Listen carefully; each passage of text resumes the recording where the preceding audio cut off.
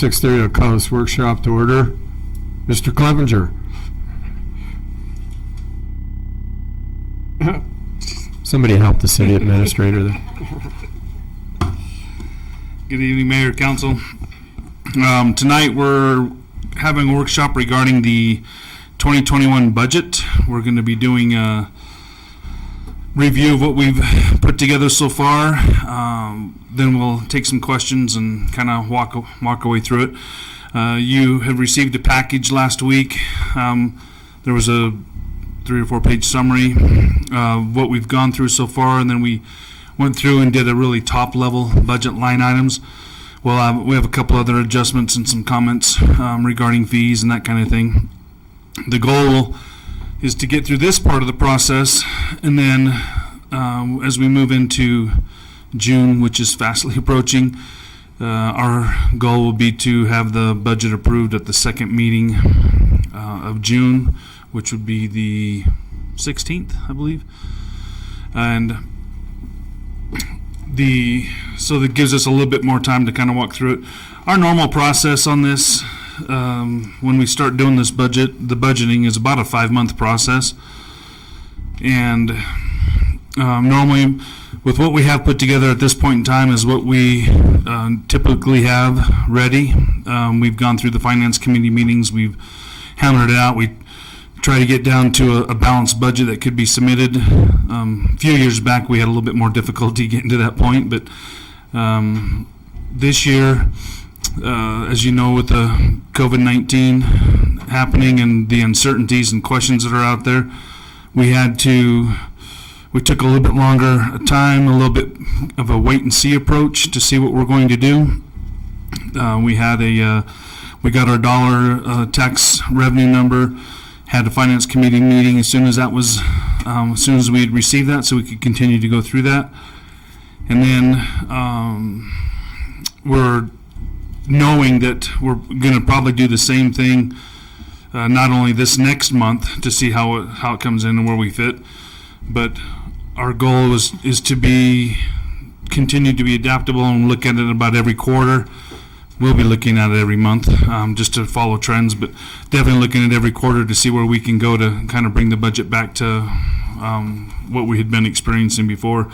Timing is going to be critical, how fast things open up, how consumers and residents respond to getting back out there and buying and participating in the gatherings and all that kind of stuff. So we had done a number of calls with other municipalities, cities, just getting an idea where they were falling in with their budgets.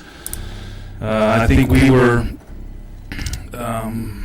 because of our being conservative in the past couple of years when we had that really hard turn down, we've been able to put together a number of sinking funds, a number of mid-year reviews to be able to see that if we had extra monies with the way we budgeted, then we could go ahead and implement some other projects.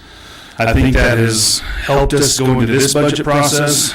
We were able to,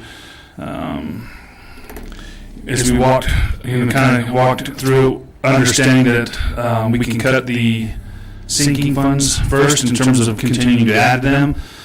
And then looking at capital expenditures and then looking at cuts within the budget, we were able to probably not have as big of an impact, I'll say that right now at this point in time, as maybe some of the other cities and municipalities that we've talked with who are looking in the 25 to 40% range of cuts to get through their budget. So what we did,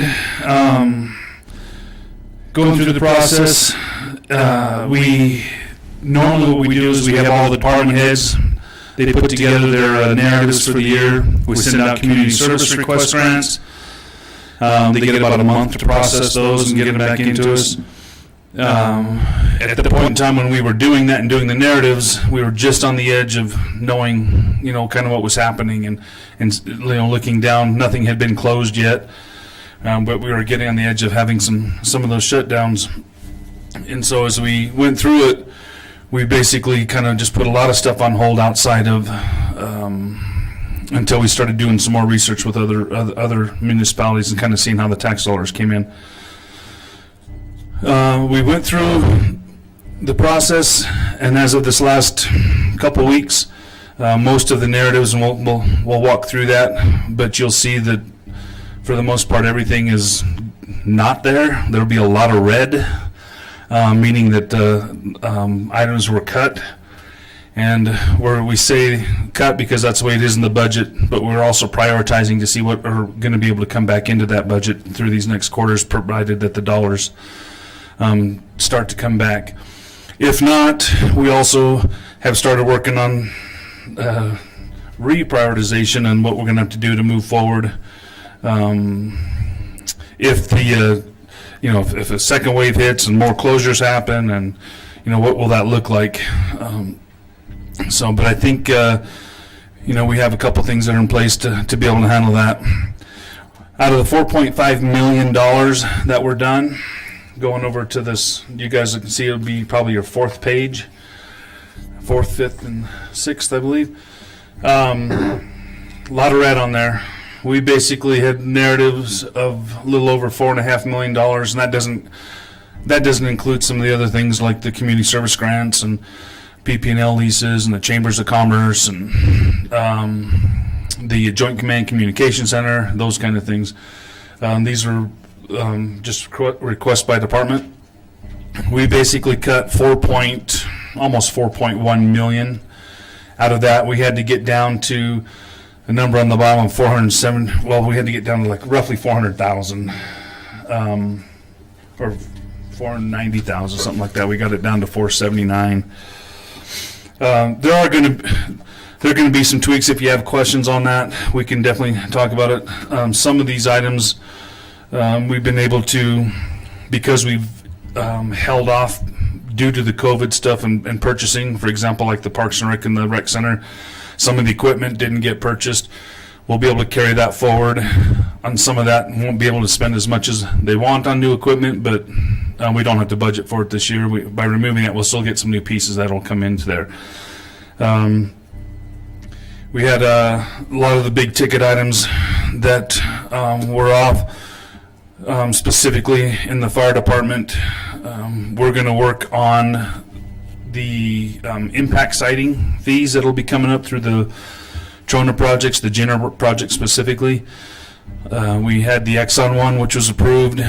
We have the Jenner one that'll, we just had to send in our information just this last week.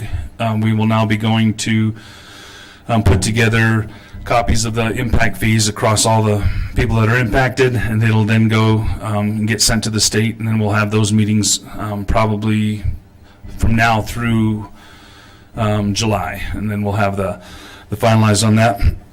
But a lot of those things we're going to do between that project and the next project, we figured that we could probably help support some of the budget items that we were looking to do, specific like in the fire department, where that definitely has a direct impact that we can cite. So we on top of the 4.1 million, we also cut roughly 12% on top of that out of our sales tax revenue expectations. We know that there's probably, again, it fluctuates through the month anyway, but this puts us on sales tax revenue projections, puts us within 100,000 a month of where we were when it was the major downturn here about 4 years ago that we were going through.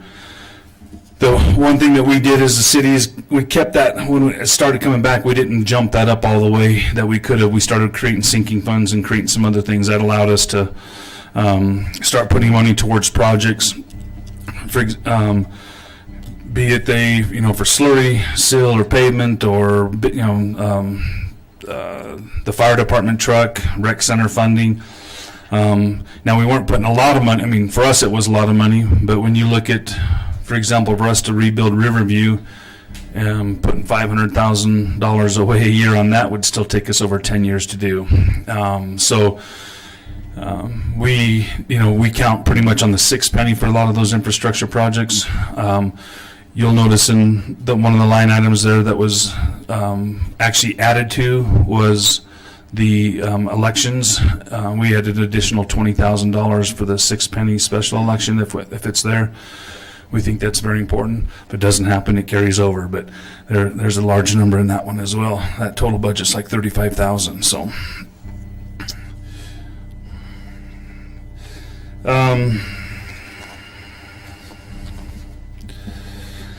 So, without getting too many details, the 2021 budget just basically reemphasizes the spending within our means, especially in these uncertain times, and trying to target, some of the available resources. Still trying to meet the governing bodies, mandates to, trying to reach certain expected service levels to the community service organizations. We didn't cut on those. That with that total dollar amount being around the $250,000 range every year, even when we had the really hard downturns, when we did make that cut, it was definitely difficult on them as well. And it's always been the intent of the council to try to make those organizations that help so many, to be able to honor their requests. Their requests did not really go up. We pretty much had just left that alone. I know they're getting cut by other agencies or by other governmental agencies. But the amount of, if we took a 10%, it's $25,000, 20% is $50,000. We had some pretty big line items that we know that we can just wait for the next, kind of wait through this budget year. And if it comes back, we'll address, we can address our projects that we want to do with that. With that being said, so we ended up had a long finance meeting on this last one before sharing this information. We will definitely have another meeting, but there were a lot of tough decisions. We had a lot of department heads that wanted to wish they hadn't put a booklet that thick of narratives together when with this going on. But they will be in place. We will continue to work on prioritizing those as we move forward if some of the dollars start to come back. And as I mentioned, there's going to be some small tweaks. But if you go to the one that has the general, oh, there you go. I'm sorry. You're on it right now. Perfect. Tara's on the ball. This bottom line, what we have to do for the general fund is trying to create a budget that's, a balanced budget. If you look at the very bottom line on there, the estimated ending fund balance as of June 30th, 2021, we have right now we're sitting at about $469,000. I can tell you when we did about 4 years ago with the previous council, that was a negative position all the way up until like the last council meetings and stuff. And I don't remember if it was like we got to like 69,000 or something was the number. Yeah. And but at least then at that point things started to pick up a little bit and get through it. That number last year, just as a point of reference, was about 930,000 on that. We had a little bit more expected carryover. We know we're eating through some of these tax revenues right now because of the lower month from this last month, and we know this next one's going to be lower. So we're sitting there. One of the things that will, to help you understand too, if you look at this, we have an operating revenues. Right now it's roughly saying $13.5 million. Our operating expenses 16.6. So we're it shows that we're negative $3 million, but in reality, if you have, we have our one-time funding revenues. That's the $105 million that's broken out from the state. That's that $782,000 that's below there.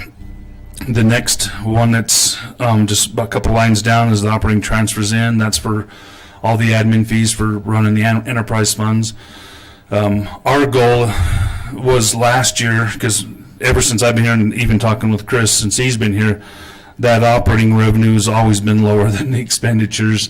But then when you get into the carryovers and because of your capital projects and you kind of walk through it, whatever, you can still get to that balanced budget. Our goal has been to get that, even on this first page, operating revenue is higher than the operating expenditures. And we thought this year would be the first one we'd be able to do it in. And because of the dollars that were without the COVID, we thought we were going to be at that point, we'd be able to have that. So now we're pretty much typical. We're right back where we got it started again.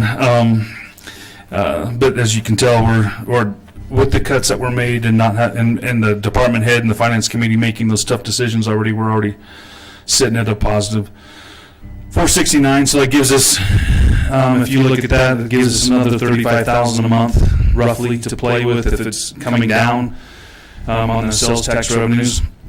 That would put us at about 715 roughly. If it didn't do that, so we'll have again, that bodes well for us to kind of monitor and see how these next few months of tax revenues come in and see where we need to go. So, and then the next page is just again, it's a top level one. So, just for reference, this has the total on each of those. If we go through it by order, it's police departments are roughly 4.3 million, Parks and Rec is 4.1, Public Works 2.5, Fire Department a little over $1 million, Community Development 925,000, which is Community Development Admin Inspections, URA Main Street, and then roughly, I guess third, you could say would be the general government, which is the admin, legal services, prosecutor, courts, municipal courts, HR, county, IT. That's about 3.4 million. We've been able to maintain, if not lower, slightly the total personnel and benefits charges. Some departments a little bit higher, but we're roughly running around that 70%, 76 to, yeah. Police department being the highest one, running around 91.5, and community development running 69.6. So when you take it as a complete budget, our personal benefits are still in line with expectations.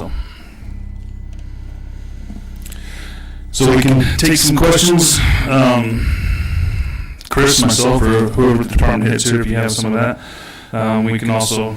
One last thing on the community service, we were going to wait till after, in the finance committee meeting, we decided to wait till after tonight to send out letters to these guys, letting them know about the funding. Of course, it has to get approved, but at least we can tell them at this point in time if it's, where they stand. They're chomping the bit on their budgets. Usually we have one or two of them will come in. They try to come in throughout the year, but we've been pushing those off just because of not being able to do the meetings. Every one of them has been on our list for a long time. Same ones and the same asks. So, but we can address that as well. We'd like to do that after this, tomorrow, if possible. If not, we wait to see where that falls after the next revenue numbers come in. Councilman Kilpack, do you have questions? I'll wait till everybody else has theirs. Okay. Robert? No? Councilwoman Mays? Mr. Murphy? I don't. You're up, Gary. Just for everybody's understanding, your operating revenue is 13.5, the very top on that page, on your Correct. summary page. And then your operating expenditures is 16 million. So there's a shortfall of 3 million. And then you come down towards the bottom where it's estimated beginning fund balance July 1, 2020, which is 13.4. Then you have your designation reservations is 9.4. Then operating revenues is 24,000. So the total is 9.426. Correct. Explain how that correlates, the 9.426 correlates with the operating expenses of 16 million. Because that shows that we're in the hole. No. No. When your operating reserve is sitting at 13.5, we actually have another 1.5 million in dollars, which is your one-time funding revenues from the state. The 720,000, which is the enterprise fees. So in reality, you're roughly about 1.5 million short. So if we were to say, if for example, we said we were going to be running at, we're running a budget at 750. If we were going to run a budget at 900, right? If we put the 900 in there, that'd be $150,000 more a month, which would bring that up to 1.8 million. Our operating revenues would be over that, over expenses. Does that make sense? Yes. Our operating revenues is just our projection of where we're going to come in at. Then from that projection, so when you take that, so we're coming up with 1.5 million, right? And then when you go ahead. At 9.4, there at the bottom, that's compared to the 750 that you're going to budget, correct? In other words, your 9.4 each month is 785,000, and we're budgeting 750,000. So if it comes in the way you're anticipating, that's where that 469,000 comes to the positive. That would be correct. Okay. Yes. The reason I asked that question was if anybody's watching on TV, they might see that and not understand. Yeah, and then actually, Chris and I just had this conversation today too, because normally when I present to you at the final budget, which is when we do the adoption of it, I walk through this a little bit differently to show you, where we're at from the top, how we, when you deduct out, when you positive out, and how it gets to that bottom line. And this isn't even the one that, when we go to the state that we even show, but from an accounting purpose, bringing in revenues later within the process versus on the top. It's a semantic, right, in terms of on the accounting side. But we were talking about trying to make this form a little bit different. We talked about, coming into this fall when we have our next meetings, when we're going to reviewing the dollars that are trying to see where we stand, having the finance committee meeting maybe once or twice before that time frame and seeing how we want to make it look. We can make it look however we want. This is the way it's been done since Chris and Jeff Nieders, and way back in that time we kind of just ran with it, but I've presented it differently when we go through the adoption. And the other question I have, so that everybody understands it, and I suspect that everybody does here, is this does not cut anything on the employees, correct? The employees don't lose anything with this. No. Though there are, we were looking at some hires. We have some hires even that were approved in this budget that we've just been holding just to try to save a little money. We still think those hires are desperately needed, especially when you look at some of the things that we could be doing or helping, even from the government side, grant side, the marketing side, or business council side, those kind of things. But just making sure that we're getting through this process first has been first and foremost for us to focus on. On the employee side, there, we had a couple positions that we were looking to have, but we haven't. We've have tempered those. We're adding another IT position, for example. But all those are contained within the budget. All of our benefits that we've done, we've been able to absorb the healthcare benefit just on the medical side. The increase that went up. There's a 0.25% on the Wyoming retirement side that we've been able to also include. We're continuing with the compression side on analysis with employees. We're also continued. This has been since the last 4 years of going through the cuts and stuff. Every position we bring on is vetted, if it's needed or not, or that's why we haven't had to offer a retirement program. That's why lately we haven't had to do those kind of things, is we've been able to, if someone leaves, how do we absorb it?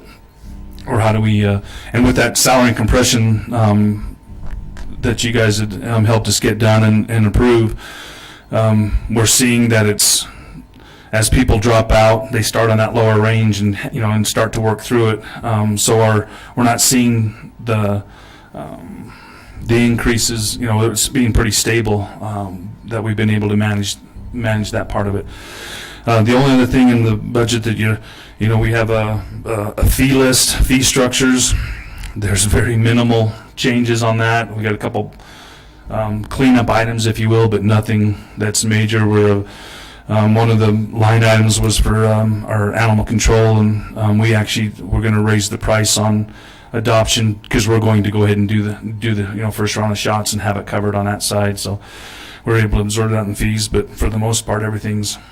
Well, what I wanted to make sure that, especially the employees, understood that the city is absorbing that 7%, and that is at no cost to the employees at this time. If that was a cost, that would be whatever you chose there, that could be up to as high as a 7% decrease, which is not, and I think that's admirable that you've been able to work your budget so that they don't have to pay that, plus the 2% that's built into the budget, which is a total of 9%, that really is a benefit that they're getting, even though it's not the whole 9%. It's the 7% on their health care cost. On the cost. Yeah, exactly. Right. If they had to pay for it, that would be a Yeah. 7% that they'd have Of to the pay. health care So cost pay, yeah. what I'm saying is I think you guys have done been very responsible, especially the past few years. So when this hit, that we're not having to take a huge hit like some other communities are in the state. And I have to compliment the department heads for going through their departments and cutting back where they felt they could without jeopardizing the services and what we're doing for the community. I see on the Parks and Rec there's a couple things in there that we've had to cut back, like the day camp. Yeah, and some of that stuff, that's why we don't know what's exactly how it will turn out in terms of a net process, because depending on when some of those things do come available, when we will start and the process will go through. And I mean, we're utilizing staff right now, part-time staff that are lifeguards or teach swim lessons, that are doing parks and rec stuff, doing cutting grass and those kind of things, trying to utilize, at least give them some hours, because the expectations that they had. And it's also the will of the council in terms of, we need to provide services, but we also want to take care of the employees, and so it's been the direction we've headed.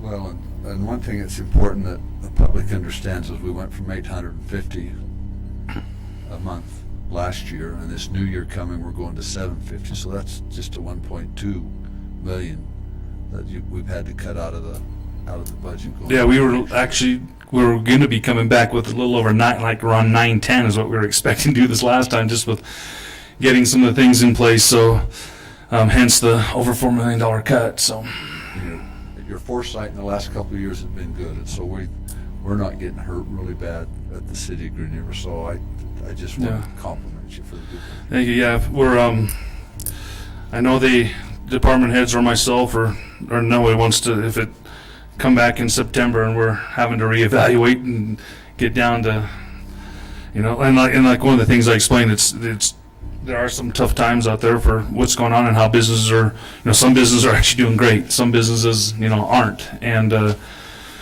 had this been like, all of a sudden we don't need sodium bicarbonate, for example, this would be a whole different set of conversations, right? So it's just the other good thing about this budget is if things get back to the way it was in the next few months going into next year, we can always amend the budget. Yeah. And go back in and work on something. Yeah, and that was our focus, is just let's put what we can on hold, reprioritize.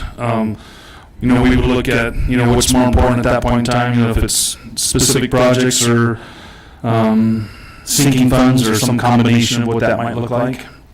That would be the goal. That's and some of the other stuff that I've done, that's kind of, share the percentage of, if we can, on that, just like we share the percentages of cuts, a lot of the times. So, yeah, I did. Yeah, so then the sinking funds we're not pulling them out, so they're going to maintain the balances, which is, and that would be another area that, if things got really bad, that's, trying to look at the timing. We're sitting in some of that stuff. So, good question. Thanks. Yeah. Sorry, Mayor. 3 questions. what have we heard about the new solar panels for an impact that's going to be put in last year or tried to be rushed through? Have we heard anything on that one for the new solar panel out there on 372? The latest I have on there is I know Governor Gordon just sent a letter out, and I believe Pete Mayor Russ may give you a copy on that part of that has to do with the BLM project and the corridors that we have, and taking a look that they should be looking through the same siting impacts, be it subsidence, grouse, the antelope and deer and herd migration corridors and that kind of thing. So he had sent that to the BLM for consideration. So I think that's something we're definitely going to be pushing to continue on. I think that's, depending on the size of this project, but there's been a lot of interest. I know we work closely because of the SEDC now being over at the county. We're getting a lot more involved, which is good. Working with Eric Bingham and Gene Legursky and Kayla McDonald, those guys. But the amount of calls that they're starting to get in that kind of side is, especially with the direction Rocky Mountain Power is going, it's definitely something we have to be looking at. And next question, are we going to be hiring seasonals this year in the city? Yeah, there are some seasonals that are being done because as things have started to open up on the Parks and Rec side, we have to, getting it maintained. But we already had started a bank, had already sent out the stuff for people to, to put in, so we had a bank. But we're also offering to those who are currently working hours that aren't getting their hours that are current employees, because it's a cheaper cost to bring someone on that's already an employee. Okay, and then when are the community service funding? Some of these don't have anything down, like they didn't request anything. When was the due date on that, or when do they have to have that stuff in? There's only two that are on there, or that didn't. For example, the Southern Wyoming Retired and Senior Program, they're only handling Cheyenne now. Okay. The Life Are You Ready was on hold from our sense, so they're trying to decide if they're going to, how they'll be able to, if they're going to be how they're going to fund that one. That one's always a small one on that side. Muley Fanatic was, from their request, actually is a sponsorship agreement now that we looked at, and they're going to make their call on having that the Man's Face, I always call it Music Man, the Man's Face Music Festival, which is in the middle of July. They're going to be making the call after they hear Governor Gordon's latest press conference here this week, and make a decision by June 1st if they're going to do it. I think as with if that stuff is relaxed to that level and we're not having the effects of it, that might be a really good thing for them and for the city, because Flaming Gorge Days is canceled. Some of the other things, the Kemmer's Oyster Festival was canceled. The one in Denver was canceled. So that they were kind of sandwiched in between them. So okay, we'll so see. the $25,000 for the Flaming Gorge Days, we won't be giving that to them, or we are going to be. No, these are the requests. Yeah, that's $247,000. And the question was on the development funds because we redid that development fund. That was what you guys voted on last week. Okay. Well, no, Flaming Gorge Days asked for $25,000. We're still going to look into giving them that this year for it, so they have more for next year, or are we going to say, well, you're not doing it, we're not going to give you anything? No, the total line item on that for between those two funds was $40,000. This one will be cut from 25, but it's going to come in about $5,000. They're going to get what they have for this year total, but it's again another one that's semantics. We can carry it over and move it in, or it's going to be, but it's not going to be the full 25. The total on it's going to be 20. Yeah, I think that's what we decided on Finance Committee. Yeah. Okay, that's it. Any other questions? I know if Councilman Shuttram was here, we'd be getting blasted right now. I have one thing. Sure, go ahead. It won't have anything to do with this budget, but it's just a comment that I know Flaming Gorge this year is not going to be there, and so next year, hopefully our Flaming Gorge is going to be a real major hit, because we don't have anything this year. But just in the future, I think one area that we really miss out on, and this is just me, is 4th of July. The 4th of July is just really, in the last 10 years, it's just not a day for Green River. And I'm just wondering if there's any way that in the future, as you meet with your Flaming Gorge Committee days, if they could Yeah. make Trying to the 4th of July and Flaming Gorge days kind of be together, because a lot of the veterans in the military, that's their day to, even though Memorial Day is too, to recognize them, and we kind of fall short on that. I'd like to see that $100,000 put into the 4th of July so we can put on a really good event.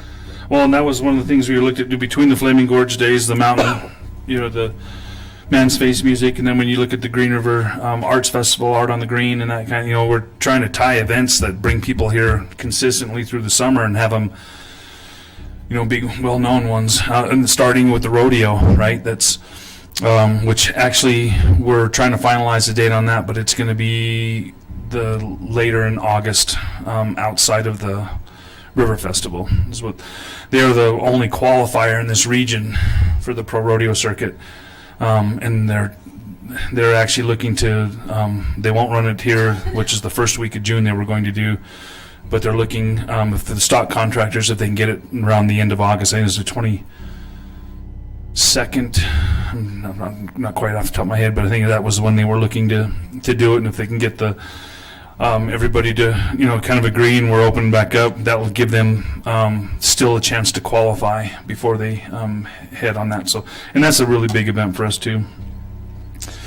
I just thought of one other thing, which Lisa and Councilman Kilpack will like, is that when we were in our finance committee meeting, we talked about the grant, the TAP grant that normally we do with the ADA compliances, like we did over by Smiths and Bridger and Teton area, with access and wheelchair access. Or they met with Brad and down on the Riverside Park area, and that grant, we were trying to balance the budget. If you remember it in the finance committee meeting, that was one of the ones we were looking to cut out. But after they were here with the grant, people, they walked through the place, they actually had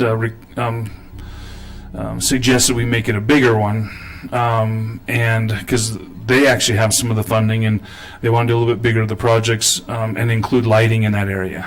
So that might be the start of what we've been wanting to do for a long time. And if we tie it to some of these other projects, if we can get out of COVID-19 and hopefully not have COVID-20, that we could, continue to move forward on those plans of that river corridor development. So, so we went ahead and moved that number up to 100. It was at 73. We added another 27,000 because it's an 80-20. We put in 20. They put in, it's an 80% match. And moved some of the other things because getting that kind of money and for that kind of a project would be good. So. No, it's too late. Go ahead. Go ahead, Councilman Murphy. One other comment, make Gary happy, is tentatively they were going to have a flag day, and it was supposed to be in June for the Chamber of Commerce.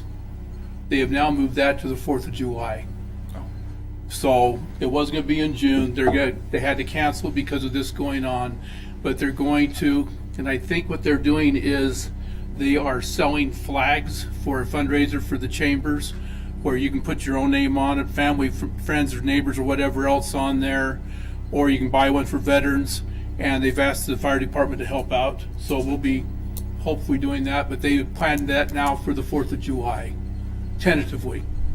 But Lisa would know more about that, but I'm part of that, helping on that with the fire department part, so hopefully we'll be able to do that the 4th of July for a flag. Just stop and think. If we could get the county to chip in 15 and the city of Green River chip in 15 and the city of Rock Springs chip in 15, we could have a really, really nice Sweetwater County event. Fire department, yeah. What I would like to know is who paid for the fireworks for the high school graduation. Any idea who the school did? Because that was a pretty nice thing. That was a very, very good fireworks. They actually, I reached, Principal Howard reached out to me and Chris on who we used and stuff, and we had them, same group that does ours during the 4th of July, because we had contracts with them, and actually sent a letter on behalf of Mayor Rust and myself, and said that because of the virtual, I'm sure they're getting a lot of maybe they're getting a lot of requests, but if not, if they could put on a decent show and help on that side of it. So, but I had a lot of good favorable comments on how that went. So, it was nice, 'cause I don't think Rock Springs had anything like that. yeah. So, yeah. Just one last thing, Mayor. I promise. Yes, sir. This is one area in the budget meeting, in the finance committee meeting, where we don't really make any decisions, and I just wanted to know if the okay with the community service fundings that's on this page right here. If anybody has any problem with any of that. Go through it and make comment. Anyone else has any?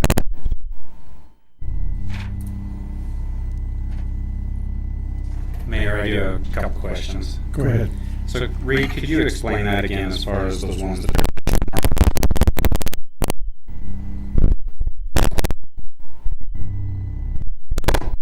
I don't know where it's coming from.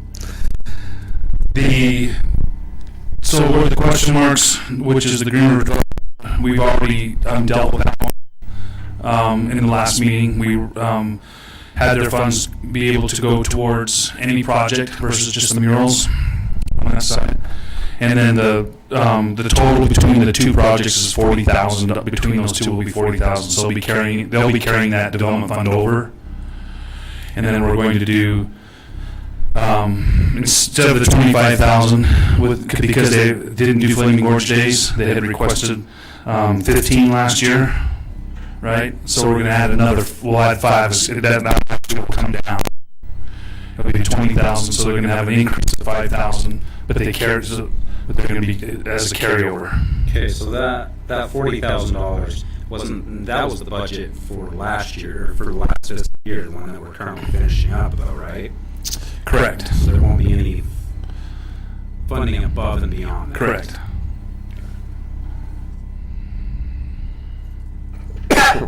But they, one of the things that we were looking at with them was the trailer, the bigger on that bigger project, and then also which got cut again because we can't afford it. And then we were working with them on a couple of different programs that are going to be money, revenue generating ones for them, as well as donation generation, which they're starting to move towards, which is what the council's always asked for is how do we get them to do some of these projects and start creating that fund that will start raising some money for them. So. Okay, yeah, I think they're going to tentatively they have a meeting Thursday, so yeah, I'll be attending that meeting. And good. I'll follow up on that as far as the fundraising aspect of that. And then the other one was the library they didn't put in, but it's because they questioned where they were at, and the other one that was 0 being Southern. While I'm retired, they actually called up. They had change of people. They called up and said, we're supposed to have something to you, but why would you guys help us out in Cheyenne? I go, we wouldn't. Until but they explained that they consolidated their service area just to there.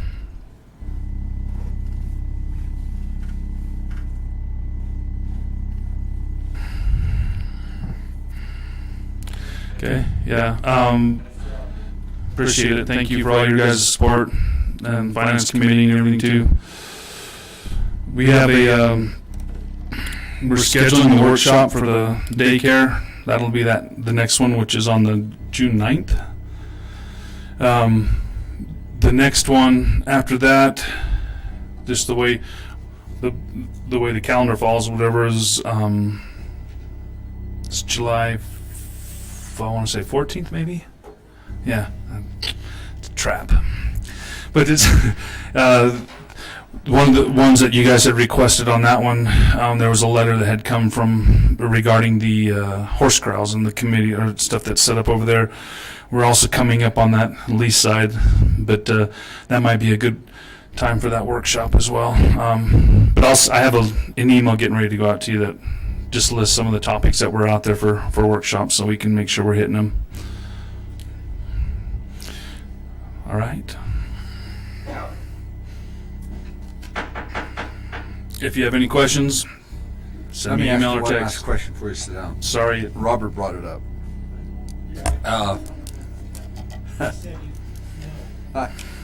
It's not me talking, it's somebody else. On the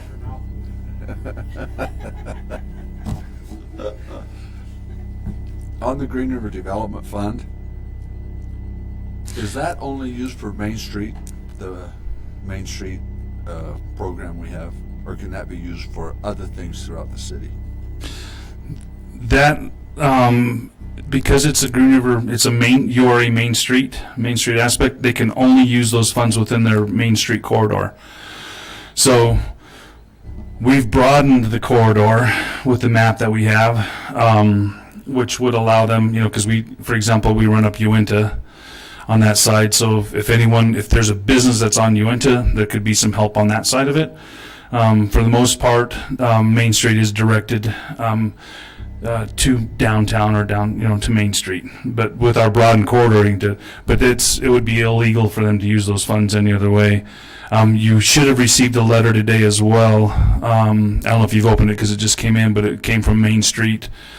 With regards to how we're moving forward and thanking for the support of Wyoming Main Street, and now being more important than others to try to help businesses in that area. And that was just my gist of the letter as I read through it. But Well, the reason I brought that question up when Robert talked about Main Street is at the last council meeting, I voted against that $25,000 to be used for all those different correct. other things.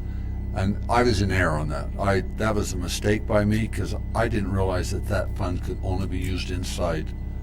And so after the meeting, Reed and the attorney brought that to my attention, but it's too late. I can't change that vote. Yeah. And it passed anyway. So that was my mistake, and I apologize for that. No, and there's a lot of, Because I'm not against Main Street. yeah, it's even similar to, our Chamber of Commerce, right? If you're not a member, they can't help you there either. You have to be a kind of a member, and that's why you pay in, doing that stuff and getting that help and experience and networking, if you will. And that's another reason why the SCDC becomes even more important, because they have to do, that kind of stuff. And if they can be working together with URA Main Street, work together with the chambers and SCDC, then we should be able to help a lot more businesses collectively, even though they're within those specific areas. Also, Gary, as far as understanding that, like the facade grants, those are Main Street only. That's the only place those can be used. When the URA Main Street goes out for the grants that they get, those come from Wyoming Main Street. So unfortunately, those grants can only be used for Main Street also. And the URA Main Street does not charge a fee for membership because they're limited to the space that they can solicit those. So, membership to that is Main Street, but there's no fee for it. So It's hard work at that desk,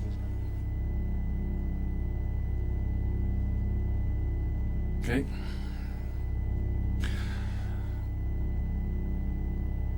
All right. Meeting adjourned.